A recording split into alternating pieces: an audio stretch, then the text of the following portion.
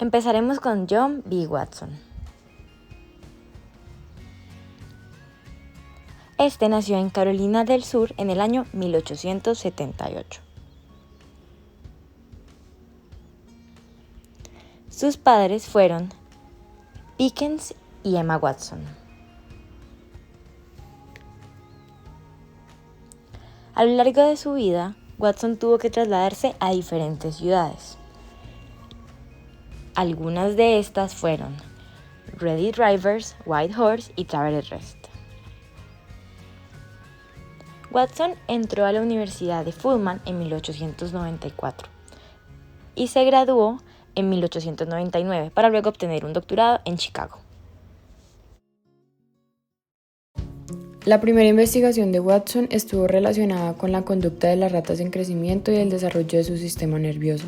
Entrenó a diferentes ratas de diferentes edades para que corrieran alrededor de cajas, cruzaran tablas o corrieran por laberintos.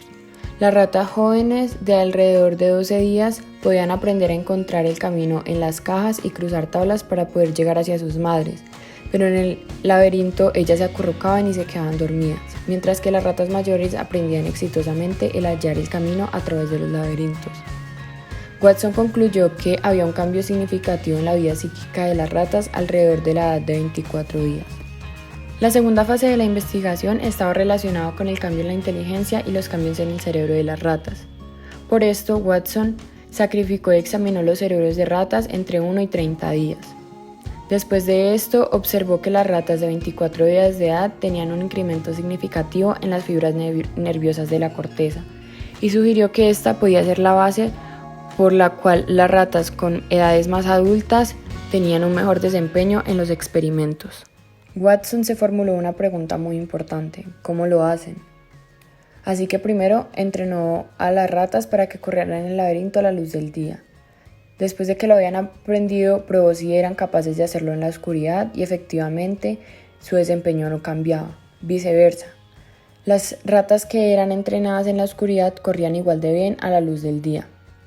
Así que finalmente cegó quirúrgicamente a las ratas y descubrió que su desempeño tampoco tenía ningún declive. Concluyó que la visión no era importante en la conducta del laberinto de las ratas, así que investigó en ratas ciegas, anósmicas, sordas y sin bigotes, y descubrió que aún así estas podían correr los laberintos. Y dijo: ninguna de estas sustracciones de datos provenientes de los sentidos impidió reacciones normales en los animales que ya habían aprendido el laberinto. Concluyó que las sensaciones musculares eran más importantes, pues sus músculos habían aprendido el laberinto o las pistas que él dejaba. Un dato curioso sobre la vida de Watson es que él realizó diferentes estudios de campo sobre conducta animal, haciendo observaciones naturalistas de la conducta de gaviotas y golondrinas hollinadas. Estudió la construcción de nidos, la incubación de huevos, la defensa territorial y la migración, al igual que conductas de anidamiento y de búsqueda. Se describe este estudio como el estudio etológico de la conducta instintiva. Watson en la Universidad Johns Hopkins. Se casó con Mary Ickes en 1903 y tuvieron 2 hijos. Watson estableció un laboratorio de psicología comparativa y despertó el interés en la investigación animal que continuó bajo la dirección de Carr después de que dejó Chicago. En 1907, James Mark Baldwin, el coordinador del Departamento de Filosofía y Psicología de la Universidad Johns Hopkins, ofreció a Watson una cátedra de asistente en su universidad. En el verano de 1908, Baldwin había sido atrapado en una redada de la policía en una colorida casa de prostitución. Esto llevó a que el presidente Remsen exigiera su renuncia. La salida de Baldwin afectó a Watson de muchas formas. Primero, perdió su apoyo y guía. Watson ahora ya no tenía un superior académico y era libre de hacer lo que deseaba y de conducir el departamento de psicología en cualquier dirección que eligiera. Segundo, heredó de Baldwin la editorial de Psychological Review. Ahora era libre de publicar sus puntos de vista en la revista que editaba. Tercero, Watson había visto de primera mano las desastrosas consecuencias que la conducta considerada inmoral o no ética por las autoridades de Johns Hopkins podía tener en una carrera. Esta lección no la aprendió y 10 años más tarde también fue forzado a renunciar a la universidad por cuestiones morales. En su primer año en Johns Hopkins, Watson pensó cada vez más acerca de la naturaleza de la psicología y que sus propuestas anteriores debían llegar a ser la ciencia de la conducta. Ahora no tenía a Baldwin para criticar sus ideas. Watson se convenció de que las descripciones de conducta sin hacer referencia a la conciencia eran la única forma de que la psicología se convirtiera en una ciencia verdadera. En 1910, la revista Harper's le pagó $75 por un artículo titulado La nueva ciencia de la conducta animal. Y en 1913, James McKen Cattell lo invitó a dar una serie de conferencias acerca de su nueva psicología en la Universidad Columbia. Las conferencias atrajeron a grandes audiencias y fueron bien recibidas. El mismo año, Watson publicó en Psychological Review un detallado esbozo de sus propuestas. Manifiesto conductual de Watson. Watson escribió La psicología como la ve el conductista, donde plantea varias de sus ideas. Primero, dice que la psicología es una rama puramente objetiva experimental de la ciencia natural. Su meta teórica es la predicción y el control de la conducta. La introspección no es parte esencial de sus métodos. Para el conductista, sus esfuerzos por obtener un esquema unitario de las respuestas animales no reconoce una línea divisoria entre el hombre y la bestia. La conducta del hombre, con todo su refinamiento y complejidad, forma solo una parte del esquema total de la investigación del conductista. Watson intentó forzar a los psicólogos a elegir entre su conductismo y las concepciones más viejas de la psicología. No podía haber medios terrenos. Antes de Wundt, de acuerdo con Watson, no había psicología. Después de Wundt, había solo confusión, controversia y conflicto. Watson sacaría a la psicología de la oscuridad. Segundo, dado que no se estudiaría la conciencia, no había necesidad de introspección, un método que según Watson había dificultado el desarrollo de la psicología como ciencia. Watson argumentaba que el método mismo era defectuoso. De acuerdo con lo anterior, la introspección debía ser reemplazada por métodos objetivos, experimentales, comparables con las otras ciencias. Watson predijo que si eso no se hacía, en 200 años los psicólogos estarían atrapados en las mismas disputas y argumentos inútiles. Por último, afirmó que la psicología no era más que la ciencia de la mente y no había otro uso para la introspección. ¿Qué entonces van a hacer los psicólogos? La respuesta de Watson era directa y simple: van a estudiar la conducta. Para él, la psicología debía convertirse en la ciencia de la conducta, con la observación, la predicción y el control de la conducta como sus metas. Se observaría tanto la conducta de animales como de humanos, pues consideraba la conducta animal como relevante para la comprensión de los humanos. No veía una línea divisoria entre la conducta de los humanos y la de otros animales. Una rata corriendo en un laboratorio, una golondrina construyendo su nido, un niño jugando, un maestro en clase, un hombre de negocios. Todos están desarrollando conductas, como tal proporcionan granos para el molino conductista.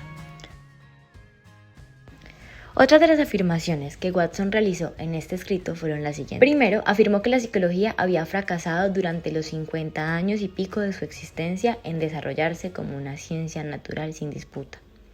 Este fracaso, afirmó él, se debía a la concentración, ya fuera en la estructura o en las funciones de la conciencia. Estos dos elementos se habían probado como igualmente improductivos, pues dos psicólogos no podían estar de acuerdo en una definición de conciencia o especificar los métodos a utilizar en su estudio. La conciencia para Watson no era ni un término definible ni un concepto utilizable. Acción y reacción. Un creciente número de psicólogos, cansados de las viejas disputas y problemas que con tanta frecuencia parecían sin vida y llenos de sombras, respondieron al llamado de Watson al conductismo. Su enfoque parecía atractivo, vital, dinámico, lleno de promesas y bien adaptado a la vida en Estados Unidos y al comienzo de un nuevo ciclo. Watson tenía una personalidad y un estilo agresivos. Quería crear una revolución en la psicología. Era un radical con una propuesta de cambio clara, simple, no ambigua. Las acciones fuertes con frecuencia provocan reacciones fuertes, y las reacciones a Watson estaban por llegar. Una de ellas vino de una fuente predecible, Edward Titchener.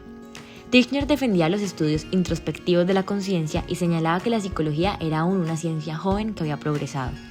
Watson, dijo Titchener, era demasiado impaciente. Su conductismo era ridículamente crudo y no formaba parte de la psicología, dado que no estudiaba la mente. Era más bien una tecnología para el control y manipulación de la conducta. Tishner escribió a Yerkes que Watson es la clase de hombre, pienso, que nunca debió confiar en sí mismo para escribir sobre cuestiones generales, pero debe ser fiel a su trabajo concreto. No tiene conocimiento histórico ni poder de pensamiento continuo en el reino de los conceptos. A pesar de las críticas, Watson permaneció en cordiales términos con Tishner durante toda su vida. Otros psicólogos, incluyendo a Cattell, McDougall, Wadsworth, Thorndike, Monstrenberg y Angeli, atacaron la propuesta de Watson por considerarla demasiado extremas. El conductismo en acción. Tras crear su postura, Watson tenía que demostrar que el conductismo en efecto funcionaría. En 1909, Robert Yerkes y Sergius Mondoris publicaron un trabajo en Psychological Review describiendo los experimentos de Ivan Pavlov sobre el condicionamiento. Al principio, Watson creía que el método de condicionamiento de Pavlov tenía aplicaciones limitadas. Señaló que aunque los perros se adaptarían bien a ese tipo de experimento, el método no podía utilizarse con aves, peces, reptiles, primates. Más tarde, bajo la presión de los hechos y las circunstancias, cambiaría su conducta, si no es su opinión. Después, Watson conoció a Leach, con quien trabajó en un amplio rango de conductas comparativas con animales. En su trabajo de 1913, había considerado cómo una conducta podía estudiar los pensamientos y el pensar, dado que los actos mentales no son directamente observables. La respuesta de Watson era directa y simple: pensar en que no es más un lenguaje subvocal y esta actividad sería asociada con débiles contracciones de la musculatura involucrada en el lenguaje. Si estas débiles contracciones de los sistemas musculares del lenguaje pueden observarse y registrarse, el pensamiento será accesible al conductista. Watson creía que tales registros guardaban una relación con el pensamiento, similar al de un registro fonográfico con un concierto sinfónico. Hacer esos registros sería un triunfo para el conductismo y daría un golpe contundente a las aproximaciones introspectivas al pensamiento. Tristemente, su hipótesis falló y en 1915 Watson fue electo presidente de la APA. Debido a que no tenía que presentar, dijo a su audiencia que, habiendo rechazado la introspección, sentía la responsabilidad de sugerir un nuevo método para la psicología. Sin mencionar el lenguaje subvocal o sus fracasados intentos por registrar las débiles contracciones que había creído que acompañaban el pensamiento, decidió presentar el reflejo condicionado y describirlo como una técnica objetiva, experimental y prometedora. Describió también los experimentos de condicionamiento que él y Lachey habían hecho con perros, humanos y lechuzas. En conclusión, Watson admitió una tendencia en favor de su método. Desde ese momento y en adelante, el reflejo condicionado mantuvo una posición central en el conductismo de Watson. Investigación de Watson en niños. En 1916 comenzó una investigación con niños en la clínica psiquiátrica Henry Fimes. Watson y sus estudiantes observaron a los neonatos mientras estaban en el hospital y seguían un pequeño número de ellos después de que se iban a casa. En total, más de 500 infantes fueron estudiados. Se observaron los reflejos y las reacciones emocionales del infante. Se vio que el recién nacido tenía un gran número de reflejos: estornudar, tener hipo, bostezar, toser, agarrar, tragar. Además de estas respuestas reflejas, Watson creía que podían distinguirse 3 clases principales de respuesta emocional en el neonato humano: miedo, rabia y amor. Cada emoción estaba caracterizada por un conjunto específico de respuestas. Estas emociones neonatales coincidían con el modelo de conducta de Watson. Estímulos específicos provocaban respuestas específicas, una forma confiable y predecible. En un trabajo en 1917, sugirió que 3 reacciones emocionales básicas pueden ser transferidas mediante el condicionamiento a una variedad de estímulos. Los miedos pueden aprenderse. Watson y Albert B. En este famoso experimento, Watson y Reiner se dispusieron a condicionar un miedo hacia las ratas blancas en el pequeño Albert. Lo primero que hicieron era mostrarle una rata blanca y tan pronto como la alcanzaba, golpeaban una barra de hierro, sonido que le provocaba mucho fastidio al bebé. Después de solo 7 apareamientos de la rata y del fuerte ruido que se producía cuando la barra era golpeada, Albert lloraba y gateaba lejos cuando veía a la rata, incluso en el ruido. ¿Qué quiere decir esto? Que un fuerte miedo había sido condicionado. 5 días después se le puso una variedad de objetos que tuvieran algún tipo de similitud con la rata, ya fuera porque eran blancos o peludos. Albert respondió mal a todos los objetos que se le pusieron enfrente. Esto permitió concluir que el miedo condicionado se había generalizado. Separación de Watson en la psicología. En 1920, Watson es descubierto por engañar a su esposa con su asistente de trabajo y es echado de la universidad. La publicidad sensacionalista que rodeó el caso del divorcio hizo imposible que Watson encontrara otro puesto académico. Tiempo después consigue entrar al mundo de la publicidad y utiliza sus conocimientos para tratar de manipular los motivos y emociones del consumidor. En sus campañas de publicidad enfatizó el estilo sobre la sustancia e insistió en que la fundación de la publicidad era hacer que las personas se sintieran razonablemente insatisfechas con lo que poseían. Durante las décadas de 1920 y 1930, Watson publicó muchos libros y artículos sobre psicología para el público en general. Tuvo también una gran demanda como conferencista y orador tanto en persona como en radio. Watson también quería retomar la investigación con niños que había empezado en Johns Hopkins. En 1923 obtuvo una donación de la Fundación Laura Spelman para continuar con la investigación. Con la ayuda de Mary Cooper Jones y Harold Jones, estudió a 70 niños de 3 meses a 7 años de edad. Una de las investigaciones más importantes se refería a las formas en las que se podían superar los temores. El caso de Peter. Peter era un niño de 3 años que le temía a las ratas, los conejos, los abrigos de piel, las plumas, el algodón, las ranas, los peces y los juguetes mecánicos. A diferencia de Albert, los miedos de Peter habían crecido en casa. Watson decidió usar el método del condicionamiento directo. Primero se juntó a Peter con una niña a la cual no le daba miedo el conejo. En 7 días de tratamiento, Peter jugaba con 3 niños que no mostraban miedo al conejo. Peter progresó de un gran miedo a una tranquila indiferencia, y con los otros niños podía incluso dar palmaditas en el lomo del conejo. Cuando estaba a punto de empezar su almuerzo de leche y galletas o un bocadillo de un alimento que le gustaba y un dulce, se traía a la habitación un conejo enjaulado y se le ponía en el suelo a cerca de 12 pies de distancia de él, con cuidado de no interrumpir la comida de Peter. Al día siguiente, el conejo fue puesto un poco más cerca y en días subsecuentes se siguió la misma rutina, teniendo cuidado de nunca hacer surgir el miedo. Finalmente, el conejo desenjaulado pudo ser colocado en su mesa y Peter comía con una mano mientras palmeaba al conejo con la otra. También se encontró que sus miedos al algodón, al abrigo de piel y a las plumas se habían eliminado y su reacción a la rata y otros animales se mejoró grandemente. Posturas de Watson acerca de la naturaleza contra la crianza. Los fundamentos de la postura conductista de Watson cambiaron un poco con los años, pero modificó algunos de sus puntos de vista.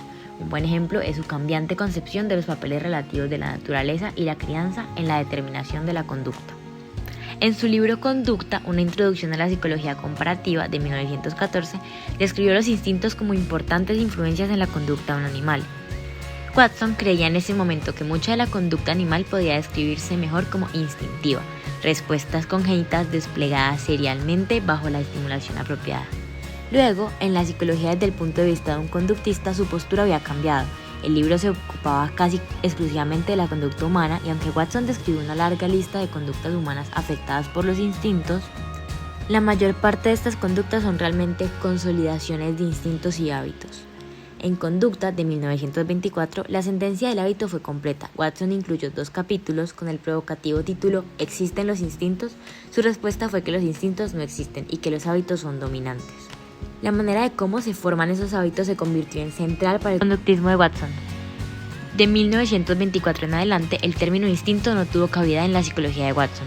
Los instintos habían sido abandonados. También los conceptos de las capacidades heredadas, los talentos, las habilidades, las inclinaciones y las vocaciones fueron rechazados. Últimos años de la vida de Watson. Después de 1930, Watson estuvo poco involucrado con la psicología. Se convirtió en el hombre olvidado de esta. Vivió con su familia en una finca de 40 acres cerca de Weston, en Connecticut. Watson se retiró en 1945 y pasaba el tiempo cuidando de sus animales y ocupándose de su jardín. En la década de 1950 recibió 2 reconocimientos importantes. Primero, en 1956, Gustav Bernham publicó una positiva evaluación de las contribuciones de Watson a la psicología. Describió a Watson como el segundo, solo después de Freud, en la historia de la psicología. El otro reconocimiento importante de Watson provino de la APA. En 1957 fue premiado con la Medalla de Oro de la Asociación por sus contribuciones a la psicología. Este murió el 25 de septiembre de 1958. Ahora viene Iván Pavlov. Pavlov nació en Ryazan, Rusia, en 1849.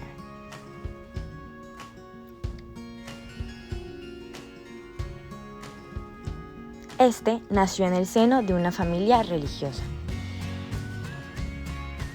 Ingresó a la Universidad de San Petersburgo,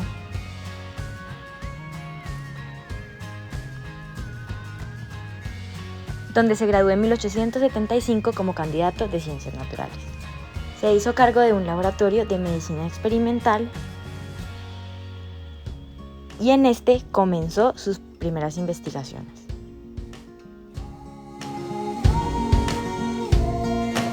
En 1878, S.P. Budkin, un profesor de medicina, invitó a Pavlov a hacerse cargo de un laboratorio de medicina experimental recién abierto. El laboratorio era pequeño y estaba pobremente equipado, pero en él Pavlov hizo una investigación importante sobre los nervios cardíacos. Pavlov fue el primer investigador en entrenar perros para que soportaran canulaciones venosas y arteriales sin anestesia. Pudo demostrar que los nervios cardíacos son capaces no solo de incrementar y disminuir el ritmo cardíaco, sino también de aumentar o disminuir la fuerza de cada latido. Por esta investigación, Pavlov recibió una segunda medalla de oro. En 1891, Pavlov organizó el Instituto de Medicina Experimental en San Petersburgo y allí dirigió la investigación por los siguientes 40 años. Experimentos de condicionamiento de Pavlov. En su investigación, Pavlov constantemente buscaba ventanas en el funcionamiento de los sistemas fisiológicos, cardíaco, digestivo y cortical. El objetivo de Pavlov era observar sistemas vivientes. Desarrolló procedimientos quirúrgicos estrictos con base en los utilizados en humanos. Sus perros pasaban por 4 habitaciones de preparación quirúrgica antes de la operación. Su primer éxito importante llegó en 1888, cuando aisló el corazón de un mamífero funcionando. Por primera vez, la acción del corazón podía observarse directamente. A partir de 1891, Pavlov y sus estudiantes comenzaron a poner atención en los jugos gástricos y la saliva secretados por los perros en momentos diferentes de cuando eran alimentados. Con frecuencia, los perros salivaban cuando veían el alimento pero no lo comían, cuando veían un plato que solía contener comida e incluso cuando escuchaban las pisadas del personal del laboratorio. Dado que estos no eran estímulos fisiológicamente apropiados para la salivación, Pavlov se refirió a ellos como estímulos psíquicos. Pavlov creía que el estudio de estos estímulos y las respuestas que producían permitiría descubrir los secretos de los hemisferios cerebrales. Condicionamiento clásico. Se denominó condicionamiento clásico a la creación de una conexión entre un estímulo nuevo y uno ya existente. Pavlov había observado que tras poner alimentos en la boca del perro que estaba investigando, éste empezaba a segregar saliva procedente de determinadas glándulas. Pavlov denominó este fenómeno como reflejo de salivación. Al realizar el experimento en repetidas ocasiones, observó que su presencia, la del propio Pavlov, causaba que el perro empezara a segregar saliva sin tener la comida presente, pues había aprendido que cuando Pavlov se presentaba en el laboratorio iba a recibir comida. Entonces, para poder saber si estaba en lo cierto, puso un separador entre el perro y la comida. De esta manera, el perro no podía visualizarla. El investigador introducía el alimento por una compuerta y registraba la salivación del perro. Más adelante, Pavlov empezó a aplicar distintos estímulos, auditivos y visuales, que entonces eran neutros, justo antes de servirle la comida al perro. Sus resultados indicaron que tras varias aplicaciones, el animal asociaba los estímulos, ahora estímulos condicionados, con la comida. Pavlov llamó reflejo condicionado a la salivación que se producía tras esta asociación. Investigación de Pavlov sobre neurosis. En 1921, una de las estudiantes de Pavlov, Natalia Schenger-Krestovnikova, entrenó a un perro para diferenciar entre un círculo y una elipse.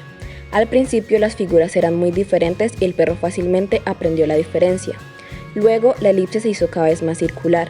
El perro finalmente pudo diferenciar entre un círculo y una elipse en una razón de 8 a 7. Esta era una diferencia notablemente aguda, pero cuando Schenger cambió la razón de 9 a 8, vio un drástico cambio en la conducta del perro. Natalia dijo: toda la conducta del animal sufrió un abrupto cambio. El hasta ahora tranquilo perro empezó a protestar, se agitó, se arrancó con los dientes el aparato para estimulación mediática de la piel y mordió los tubos que conectaban el cuarto del animal con el observador, una conducta que nunca había presentado antes. Al ser llevado a la habitación experimental, el perro ladró violentamente, lo que fue también contrario a su costumbre usual. Al poco tiempo presentó todos los síntomas de neurosis aguda. Pavlov estaba tan impresionado por esas conductas neuróticas inducidas de tensión y conflicto que a la edad de 75 años decidió estudiar los desórdenes clínicos humanos. Pasó mucho tiempo de la última década de su vida tratando de aplicar las lecciones que había aprendido de sus experimentos de condicionamiento con perros para comprender las causas de los desórdenes psicológicos humanos. Postura de Pavlov acerca de las diferencias individuales. Al principio de sus experimentos de condicionamiento, Pavlov encontró grandes diferencias individuales entre los animales en cuanto a velocidad y fuerza de condicionamiento. Algunos perros eran condicionados rápidamente y otros de manera lenta. Pavlov describió 4 tipos básicos de perro utilizando la antigua tipología de Hipócrates. El primer tipo eran los perros sanguíneos, eran fuertes, vivaces y activos, se condicionaban rápidamente. El segundo tipo eran los perros melancólicos, eran lentos y deprimidos, se acondicionaban lentamente. El tercer tipo eran los perros coléricos, eran inestables e impetuosos y se condicionaban rápidamente. Y por último, los perros flemáticos, eran inertes y perezosos, se condicionaban lentamente. El condicionamiento antes de Pavlov. En 1963, Robert White escribió en su texto: hacia la vista o incluso el recuerdo de alimentos grandiosos causan un poco común flujo de espuma en la boca de una persona hambrienta.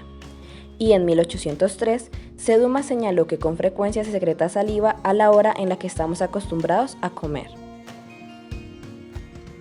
Iván Pavlov murió el 27 de febrero de 1936 por neumonía, y se dice que hizo notas de sus propias reacciones en las horas antes de morir.